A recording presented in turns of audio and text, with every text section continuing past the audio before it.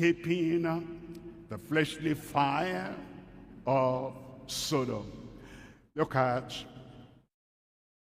Romans chapter 1, reading from verse 26. You see Sodom, the inhabitants of Sodom, the fleshly act was like fire burning.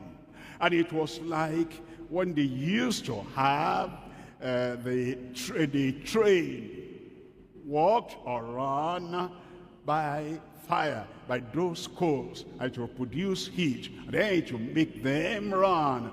The people of Sodom and Gomorrah, they had the fleshly fire in them, pushing them, driving them, and they were so passionate about the things they wanted to do, which was their evil deed. In Romans chapter 1, verse 26, for this cause God gave them up to vile affection, vile passion, vile desires. The Lord just gave them up. It's like they had reached a point where grace could not reach them, where the love of God could not reach them, where the pleadings of the Spirit of God could not reach them anymore.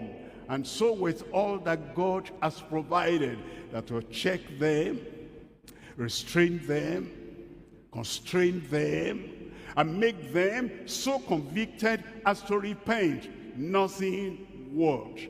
And so God gave them up unto vile affections, for even the women did change the natural use unto that which is against nature. Verse 27. In verse 27, and likewise also the men, leaving the natural use of the woman, husband and wife, they left that. They had no interest or any attraction, the men, to the women, to even want to get married.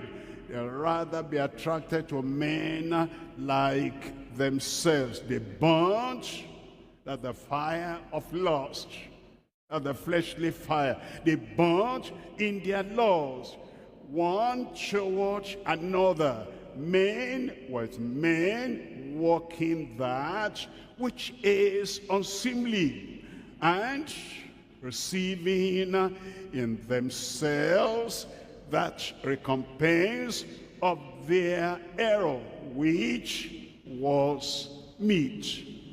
You must remember that some few decades ago, there was no HIV/AIDS. There were, other kinds of diseases like ulcer, like cancer, like, tuberculosis and other things. But the people that wanted relationship, man and man, woman and woman, originally they did that in secret, that they wouldn't want anybody to know that they had anything like that you call sodomy.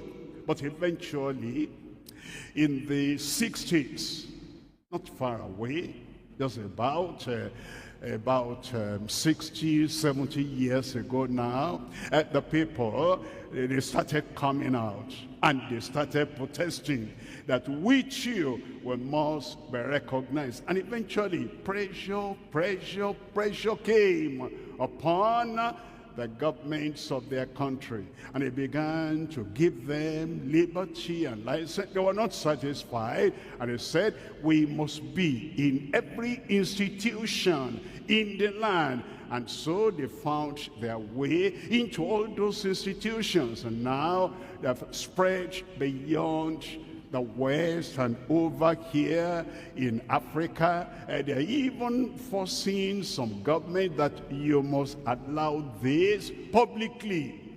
And it's because of that, as men and men, women and women, doing that which is unseemly, unrighteous,